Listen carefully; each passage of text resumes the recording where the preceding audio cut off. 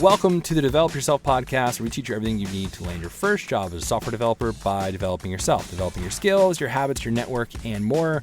My name is Aaron Hayslip. I am one of your hosts, and today it's just me. We're going to be talking about how to learn a new code base. So whether you're a brand new engineer or you just haven't onboarded to a new team in a while, we're going to talk through week one. What does it look like to learn a new code base? And one of the things I say later on that I wish I would have said earlier is this isn't just for juniors. Like if you're onboarding to a new company, it can be scary because you don't know anything. So I want to specifically talk to you juniors for a minute that this problem that you're having right now when onboarding to a new company, it's not unique to you. So hopefully this episode's helpful for you so you can get up and running quickly, contributing quickly, and just being a happier developer overall because you're now contributing.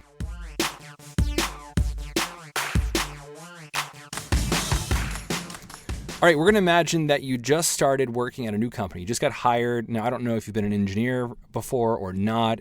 Unless you've done this a number of times, this is probably going to be helpful for you. So whether you're a new boot camp grad or you've been a software engineer for a while and you just haven't onboarded to that many teams, this is probably the scenario you're going to find yourself in. So you arrive at work the first day. Now, arriving at work might mean you go into a physical office, or it might mean you log on online because you're fully remote. Either way, and honestly, being remote is probably more difficult. Either way, you're going to feel a little bit lost and pretty useless. I mean, that's probably the initial feeling you feel whenever you get hired as a software engineer anywhere is you feel useless because you don't know anything and you're not even sure how to contribute. Obviously, you've never seen the code before unless you're working for some company that open sources all their software, which is going to be very rare, then you've never seen their code base at all. So not only are you not helpful yet, you don't yet know how to be helpful. So we're going to walk through a few steps here in order to get you to a place of actually being helpful.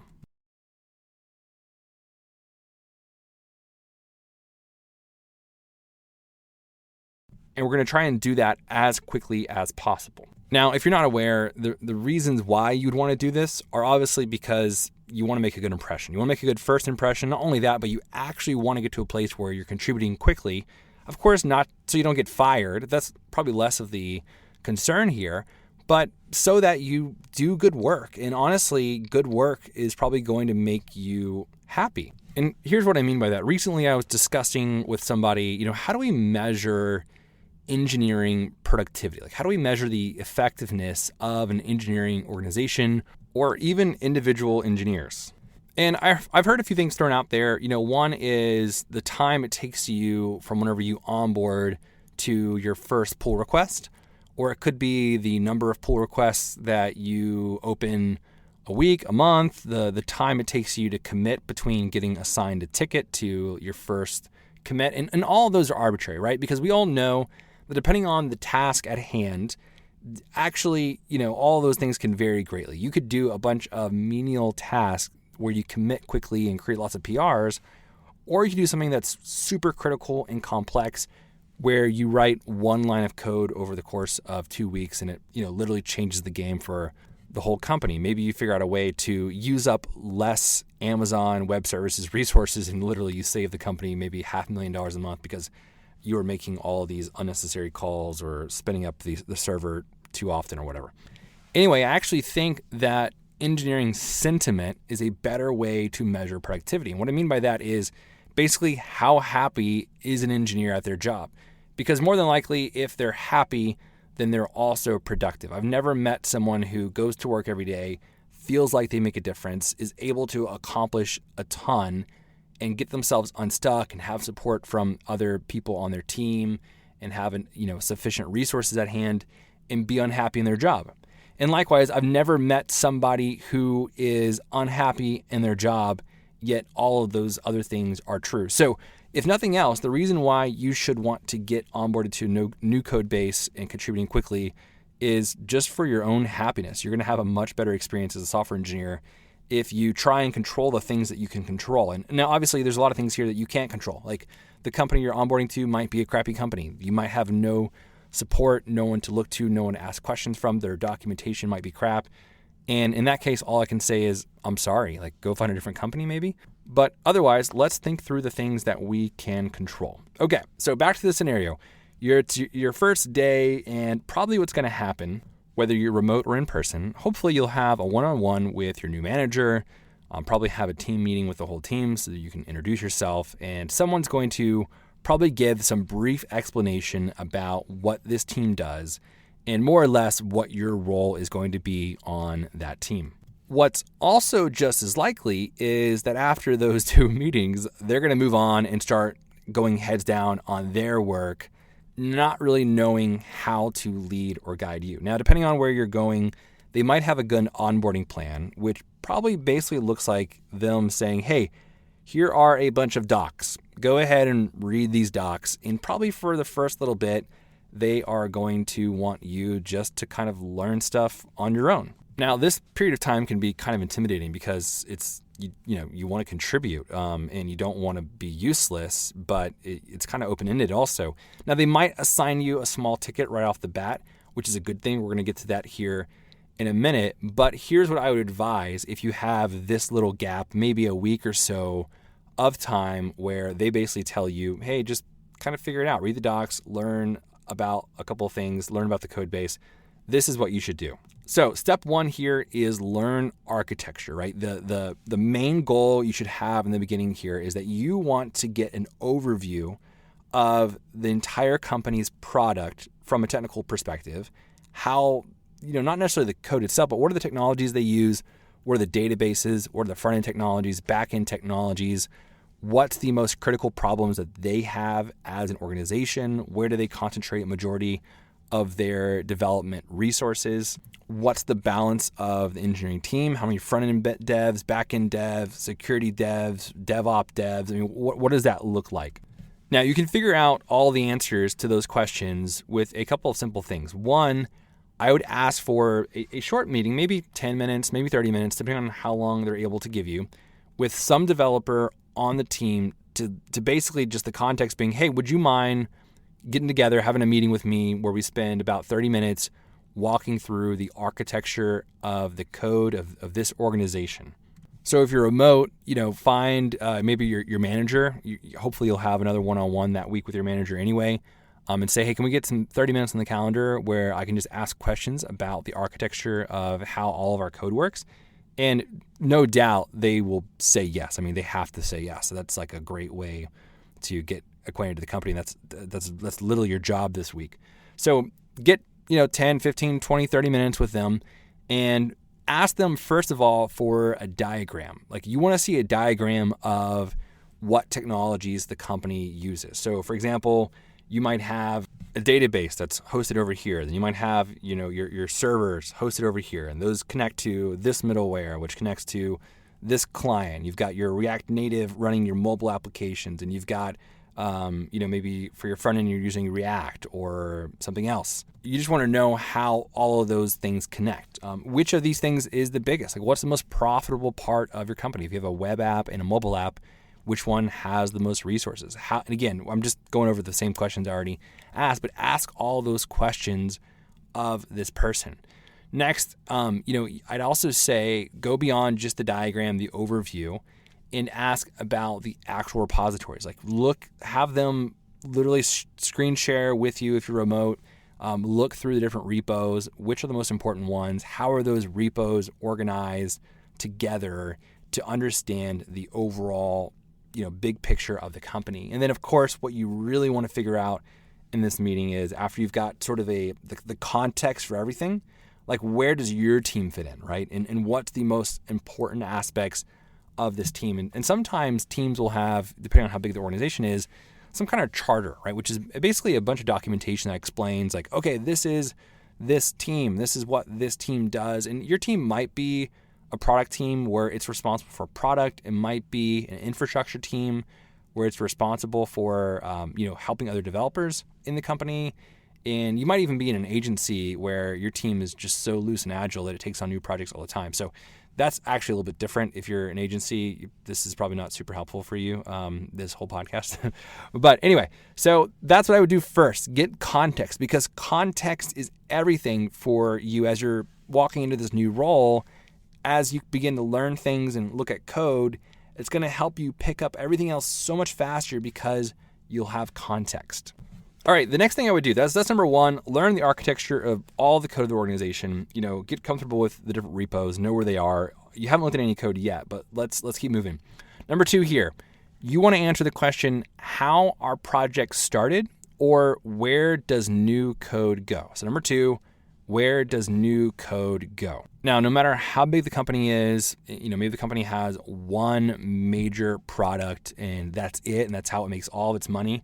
There's still this question of where does new code go? And sometimes there is this monolith where literally there's one repository and all the code gets out of there. And, anytime there's a deployment, it has to go through this one repository.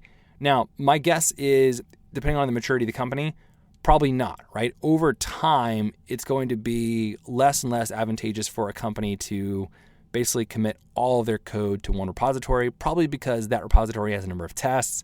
And whenever you deploy, it probably has to run all the tests, which could take literally hours. It could take hours to deploy. So probably what they've done is broken it off into smaller subsections, which means that there's probably this regular process that they have in place for new projects to be spun up. And here's what I'm really getting at here, is that process, whatever that is, it's going to give you an example of basically the smallest version of an app that lives inside of your code base. And I say app loosely, right? A piece of code, a product, a project, whatever you want to call it. It has some structures and opinions, right? It's built with some kind of code generation tool. It comes out of the box with some certain features. If your company has had to do this, any more than a trivial number of times, then they've got a method and process for it. And more than likely, it's documented because someone came in and built this and said, okay, from now on, this is the way we do things because we can scale this, right? We can onboard new engineers to this process. So find that document and basically build a dummy project. Like build something. You don't actually have to make anything functional necessarily, but build some sort of small project, get it up and running. Just try and run the code. And that might be another thing you could do, by the way. If you can't find a small version of this, then the number two goal here is for you to basically get your product, your company's app, whatever it is, working on your local machine. And so that might take, honestly, a number of days, depending on how good the tooling is in your company. You might have to go to a few people. You might have to ask for help. You might have to jump on Slack, have meetings, whatever it is. But that's your number two goal. Once you've had that architecture meeting, then you want to run the app. And you can do these in any order, right? You could run the app first, but you want to get that thing running locally because up next, you're going to want to actually dive into the code and start debugging and getting a feel for how things work. But anyway, that's number two is where does new code go? Or another way to look at this, if there's not really a process for adding new code regularly, is how do I get this thing up and running on my local machine? All right, number three here is to start with a small task. Now, whether you've already got this or not, maybe they've already assigned you something, be proactive. Say, hey, I need a P2, P3 ticket that I can tackle. And by the way, P2, P3, this is priority levels. P0 meaning like this is urgent. P1, this should be done today. P2 or P3, it might take me a couple of days to get this done. It's not the end of the world if I don't figure it out. If I blow it, it's not the end of the world either. It's not something that's urgent. So at this point, obviously, if you're pushing to production, which, hey, that would be awesome if you do that first day, but probably they're not giving you anything that's super urgent because they're just expecting you to fail. Which, by the way, I should back up here and say that, and maybe this is probably the best nugget of all, it's not because you're a beginner, right? This isn't hard learning a new code base because you're a newbie. This is hard for anybody. Like every single developer that's ever onboarded to this company has had to go through what you're going through right now. So just check that at the door. Like your questions are not dumb questions. If you have legitimately tried to find the answer to this question and you can't, then probably it means you're supposed to ask somebody. So just so you know. So anyways, at this point, if you don't have a small ticket within the first couple of days of being there, ask for one. Now that's going to be kind of intimidating because you're going to have no idea how to accomplish what they're asking you to accomplish, but that's the point. You don't learn by reading documentation, just like you don't learn how to code by watching tutorials, etc. You learn those things whenever you have to learn, right? Your brain is only going to make those connections whenever you have to learn those things. That's why, in school, you never actually learned anything until the night before the test because you didn't have to, right? So your brain didn't need to know any of that stuff yet. So you're not going to be listening and taking notes on a lecture because you don't know what's going to be on the test. And so let's figure out what the test is going to be. What is the ticket you need to solve?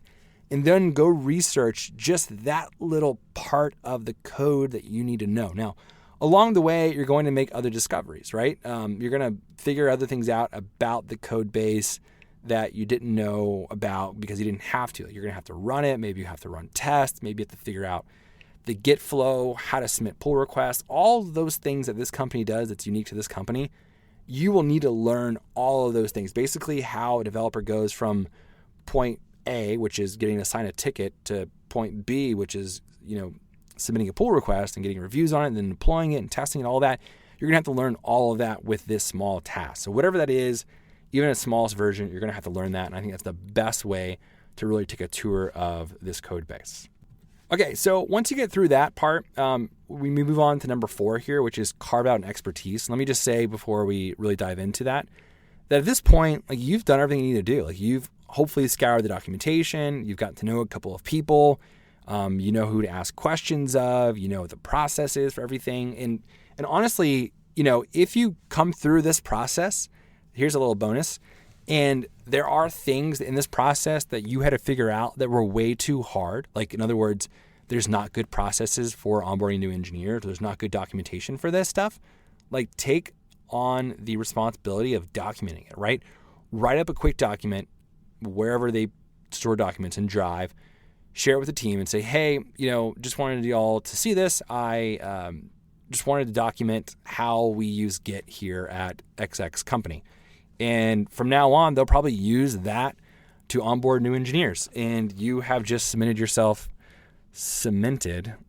as someone who is going to be extremely helpful and a leader in the organization. Even if you're a junior, that would seriously be awesome if you did something like that. Okay, so number 4 here is carve out an expertise. So this is probably more week 2, 3, 4, going forward. My advice here is, as you're still adjusting to the company, there's going to be so many things that are going on inside the code that don't pertain to you and you have no idea how they work. My suggestion is become an expert on one thing, right? There, no doubt, your leader, manager, the rest of the team, they can't be conscious of all the things that are going on in the team. So find something that is definitely useful and critical that you should have knowledge of and that no one else is touching, and just own it. Say, hey, going forward, I'm going to be the person who's directly responsible for this thing. So any questions about it, let me know. If there's anyone that knows more than me, let me know. I'm going to get with them and learn as much as I can about it. But I'm going to own pretty much all tickets going forward that pertain to this. And if there's stuff that you don't understand, you can always ask for help on those things. But that is going to show a lot of ownership and taking responsibility, and it's going to really help you learn something in the code base deeply, which will allow you to contribute in a huge way. So I remember, even for myself, I was a junior developer at a company years ago, and there was this admin dashboard, and it was written in Ruby. And I sort of knew Ruby, but I got a couple tickets, and I just jumped in to start solving tickets on this admin dashboard. And before I knew it, I sort of self-declared, hey, if there's anything related to admin dashboard at this point, I've done more work on it than anyone else. Let me know. And I just kind of owned that. And it was so helpful for me to, at the end of the day, to have one piece of the code base carved out that sort of had my name on it. And so regardless, you've got something to contribute to moving forward. Okay, so carve out an expertise.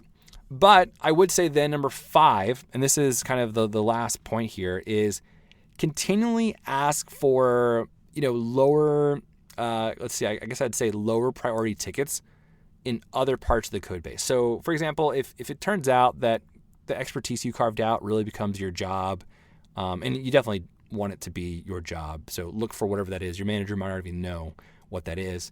Then I'd say, whenever things get slow or whenever you have extra time, and maybe do this once a month or so, I would ask for a ticket in a different part of the code base. So something that's low priority, probably not really being looked at or worked on, but jump in and learn more about how the overall code of the company works. There's probably someone who's directly responsible for that. You can get with them and ask for help.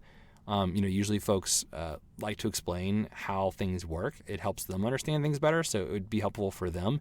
And you'd be tackling more parts of the company, and who knows, maybe you eventually want to move over to work on that thing. Now, lastly, as a bonus here, I would say that you're probably going to encounter things you're unfamiliar with. Languages, maybe you know JavaScript and the company uses TypeScript, frameworks. All of those things are going to be new to you, but I wouldn't stress about it. You'll know in time when you need to learn those things. And more or less, you can kind of learn them as you go, right? I mean, just do what you've always done, which is if you see some code written that you don't understand, and it's a method, find where it was written and make sure you understand every line of it. And if you don't understand every line of it, like look at the commit history. Who wrote it? Ultimately, you can just ask them how it works. And yeah, I mean, they should be more than happy to help you understand how it works, because if you understand how it works, then you're probably going to eventually work on it and be helpful. So everyone on the team is here to make sure that you're successful, because you being successful means they're going to be successful. So, whenever you're a software engineer on an engineering team, it really is a team effort. Everyone should want everyone else to do well. And I've heard this said before by engineering managers too. Like if you're slow, then you're slow, right? Like let's figure out why you're being slow. Like they should be there to want to help you get faster. And as long as you speak up and take ownership of the code that you write and of the code base, and at least the corner that you're responsible for, you should have no problem learning. I mean, you got to this point, you got hired, you're not an imposter. They're not going to fire you if you actually just show up and try. All right, that does it for today's episode of the Develop Yourself podcast. I hope you found it helpful whenever you find yourself in a situation where you're onboarding as a new engineer to follow these simple steps. If you want to learn more about how to become a software engineer this year, visit our online code school's website. It's called Parsity. It's PARSITY.io. If you want to take your first steps to becoming a software engineer by learning JavaScript with a cohort of other students while also working on your habits, your network, and your mindset, then check out Dev30. It's dev30.xyz. It's a 30-day cohort-based course that we teach about every couple months. We have another one coming up towards the end of October. So check that out. As always, Peter, our code host, has an awesome YouTube channel you should check out where he's documenting his process of becoming a software engineer, and then quitting his job as a software engineer, and now he is sort of doing the freelance indie hacker life, which is really cool. We have episodes with him and I which we discuss that, so listen to those episodes too. And then he also has this great course about going from being a junior developer to a senior developer. So check that out. Everything that you need is in the show notes. We'll see you next week.